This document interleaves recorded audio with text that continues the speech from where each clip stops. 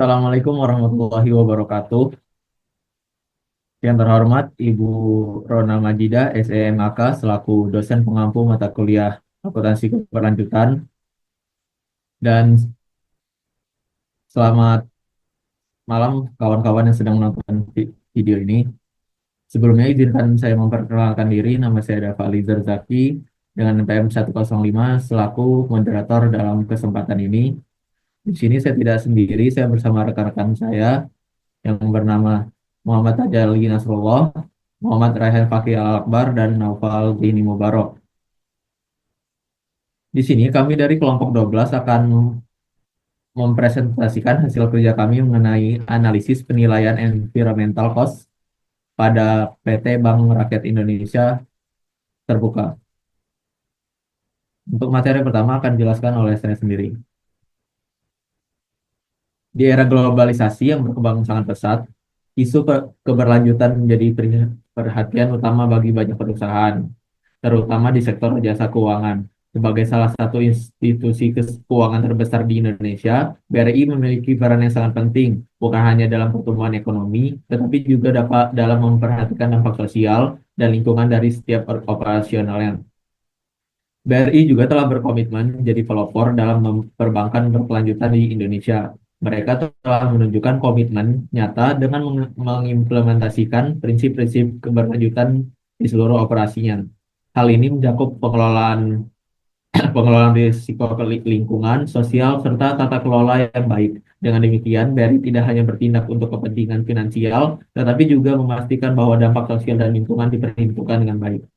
Nah, langkah yang diambil BRI ini melibatkan penilaian environmental cost atau biaya lingkungan yang jadi bagian penting dalam menganalisis dampak keuangan dari kebijakan keberlanjutan yang diterapkan. Nah, selanjutnya ada prinsip-prinsip CSR atau Corporate Sustain Responsibility. Untuk memastikan implementasi keberlanjutan yang baik juga, BRI menerapkan tiga prinsip utama dalam CSR atau Corporate Social Responsibility. Yang pertama itu sustainability atau keberlanjutan. Prinsip ini berfokus pada tindakan yang dilakukan sekarang yang di kemudian hari akan berdampak pada masa depan. BRI memastikan bahwa keputusan yang mereka buat saat ini bukan hanya untuk saat ini atau tidak hanya menguntungkan untuk jangka pendek, tetapi juga berkelanjutan bagi masa depan, baik dari segi sosial maupun lingkungan. Yang kedua, accountability atau pertanggungjawaban. Prinsip pertanggungjawaban ini berarti bahwa BRI harus bertanggung jawab penuh atas semua dampak yang timbul akibat dari tindakan mereka, baik dampak internal maupun eksternal. Setiap kebijakan dan langkah-langkah yang diterapkan harus diukur dan dilaporkan secara transparan.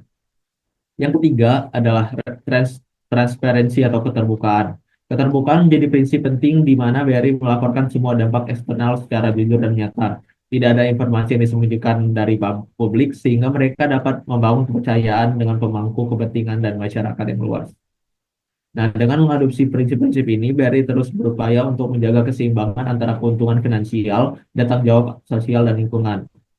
Evaluasi terhadap environmental cost juga menjadi hal penting untuk menganalisis bagaimana kebijakan-kebijakan ini berdampak pada keuangan perusahaan. Materi selanjutnya akan dijelaskan oleh rekan saya. Baik, di sini saya akan membahas triple bottom line. Nah, di sini yang pertama ada profit atau keuntungan.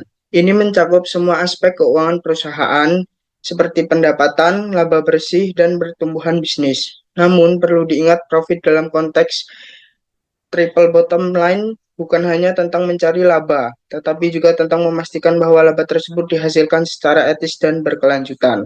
Yang kedua ada people atau manusia. Ini berkaitan dengan kesejahteraan sosial, kesejahteraan karyawan, hubungan dengan komunitas, dan dampak positif perusahaan pada masyarakat secara keseluruhan. Ini mencakup kebijakan karyawan yang adil, program pelatihan dan pengembangan, serta keterlibatan dalam kegiatan sosial dan amal. Yang ketiga ada planet atau lingkungan. Ini mencakup semua aspek dampak lingkungan dari operasi perusahaan, seperti pengelolaan limbah, penggunaan sumber daya alam, dan upaya perlindungan lingkungan. Perusahaan diharapkan untuk mengurangi jejak lingkungan mereka dan berkontribusi pada pelestarian sumber daya alam untuk generasi mendatang. Next. Selanjutnya ada environmental cost. Environmental cost atau biaya lingkungan adalah biaya yang timbul dalam internal maupun eksternal perusahaan dan seluruh biaya yang terjadi berhubungan dengan kerusakan maupun perlindungan lingkungan. Perusahaan dapat menerapkan prinsip tersebut dalam bentuk pengelolaan dan pengendalian lingkungan. Nah, biaya lingkungan dikategorikan menjadi dua. Yang pertama ada prevention cost atau biaya pencegahan, merupakan biaya yang dikeluarkan untuk investasi yang dibuat dalam usaha untuk menjamin konfirmasi yang dibutuhkan. Dalam hal ini adalah mencegah kualitas yang buruk dari barang atau jasa yang dihasilkan dan mencegah diproduksinya limbah atau sampah yang menyebabkan kerusakan lingkungan. Yang kedua ada appraisal cost atau biaya penaksiran, merupakan biaya yang dikeluarkan untuk mengidentifikasi kesalahan setelah kejadian dan memastikan kesesuaian barang atau jasa yang dihasilkan dengan peraturan pemerintah maupun peraturan internal perusahaan. Biaya pemeriksaan ditujukan untuk aktivitas yang dilakukan dalam menentukan apakah produk, proses, dan aktivitas lainnya di perusahaan telah memenuhi standar lingkungan yang berlaku atau tidak. Next. Nah, selanjutnya ada environmental performance. Environmental performance atau kinerja lingkungan merupakan bagaimana interaksi suatu organisasi perusahaan dengan lingkungan sekitarnya. Environmental performance mengacu pada cara perusahaan atau organisasi mengelola dan memengaruhi lingkungan alam sekitarnya dalam pelaksanaan operasi mereka. Ini mencakup berbagai aspek, praktik, dan inisiatif yang dirancang untuk mengurangi dampak negatif terhadap lingkungan dan sebaliknya meningkatkan kontribusi positif terhadap konservasi lingkungan. Baik, selanjutnya akan disampaikan rekan saya. Baik, terima kasih kesempatannya. Baik, selanjutnya itu ada atau bisa disebut juga program penilaian peringkat kinerja perusahaan dalam pengelolaan lingkungan. Baik, proper merupakan salah satu program atau kebijakan pemerintah untuk meningkatkan kinerja pengelolaan lingkungan perusahaan-perusahaan yang ada di Indonesia, yang itu ditetapkan oleh undang-undang. Dan penerapan instrumen ini merupakan upaya Kementerian Negara Lingkungan Hidup untuk menerapkan sebagian dari prinsip-prinsip good governance, yaitu transparansi, berkeadilan, akuntabel, dan yang terakhir pelibatan masyarakat.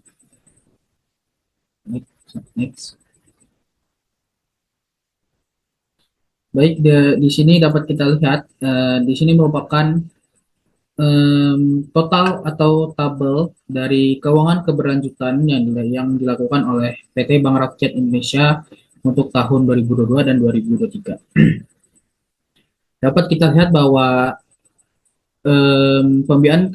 pembiayaan keberlanjutan oleh PT Bank Rakyat Indonesia itu bisa dapat kita lihat terbagi menjadi dua. Yang pertama yaitu UMKM, dan yang kedua itu sektor hijau. Sektor hijau ini terbagi menjadi beberapa macam kategori, diantaranya itu energi terbarukan, pencegahan dan pengendalian polusi, transportasi ramah lingkungan, bangunan berwawasan lingkungan, pengelolaan sumber daya alam hayati, dan penggunaan lahan berkelanjutan, konservasi keanekaragaman hayati darat dan air, pengelolaan air dan limbah berkelanjutan, eco-efficient produk, dan kegiatan usaha berwawasan lingkungan lainnya. Dapat dilihat juga bahwa hampir setiap tahunnya BRI ini mengeluarkan uang dari keuangan keberlanjutan mereka itu 85% lebih itu ditujukan kepada UMKM. Ini dapat menandakan bahwa BRI sangatlah concern atas mitra mereka atau segmen pasar mereka, yaitu para pelaku UMKM. Dan dapat dilihat juga bahwasannya dari tahun 2022-2023 ini terjadi peningkatan sekitar dari 69,4,9 triliun naik menjadi 772,750 triliun. Hal itu menandakan bahwa BRI ini tetap konsisten akan komitmennya untuk melaksanakan akuntansi keberlanjutan dan akuntansi lingkungan. Serta itu juga merupakan tanda bahwa tanggung jawab mereka terhadap sosial dan lingkungan itu terus dilanjutkan dari tahun ke tahun. Dan itu terus meningkat kualitasnya itu. Terima kasih. Selanjutnya akan disampaikan oleh Tuan saya. Baik, materi selanjutnya ada hasil analisis environmental conservation cost tahun 2022 dan 2023. Yang pertama ada biaya pencegahan dan pengendalian polusi. Berlandaskan semangat ESG, BRI telah melakukan perhitungan penghindaran emisi dari program pengolahan limbah yang telah dijalankan sejak bulan Agustus 2022. BRI telah mengelontorkan 1,7 triliun untuk pengendalian emisi tersebut.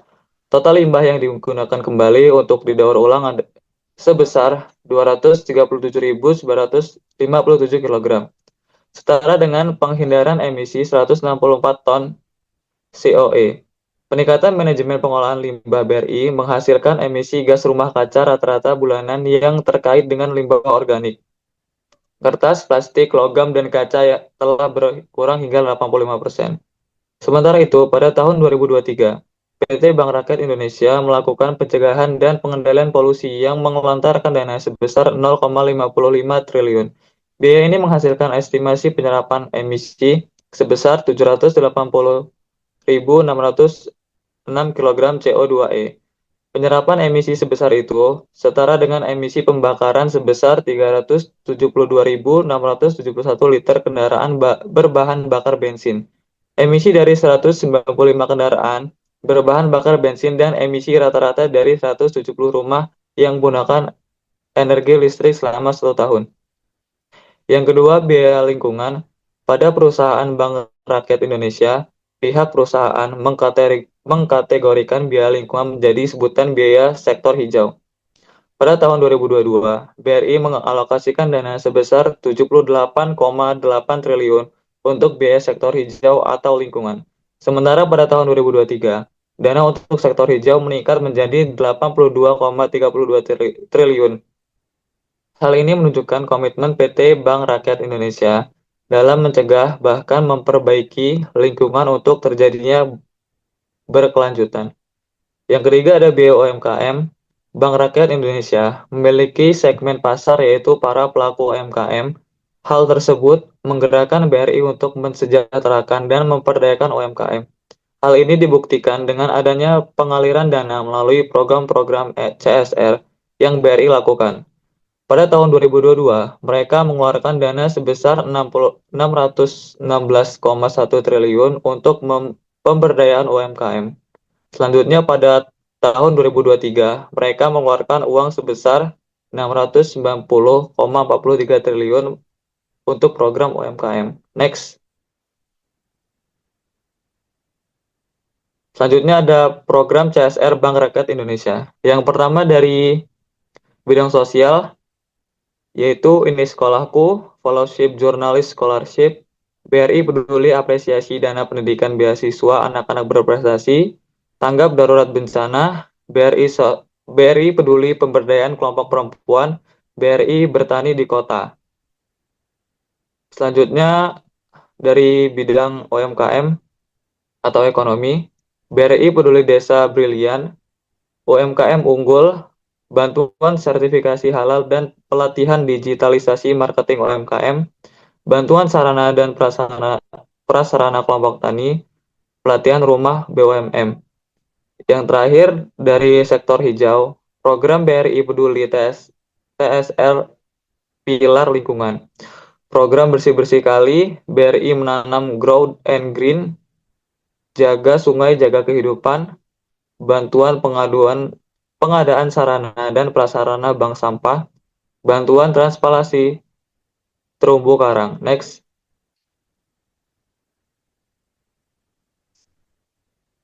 Yang terakhir ada kesimpulan.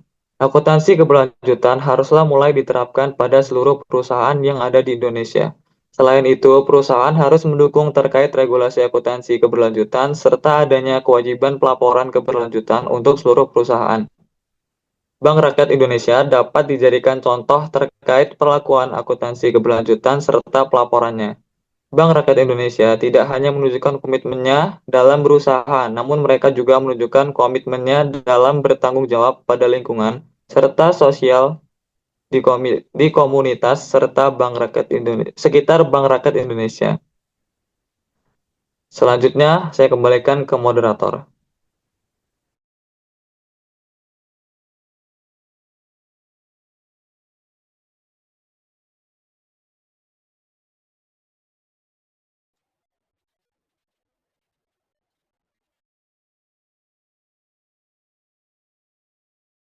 Terima kasih kepada kawan-kawan yang telah mempresentasikan materi dari kelompok kami. Kurang lebih kami mohon maaf.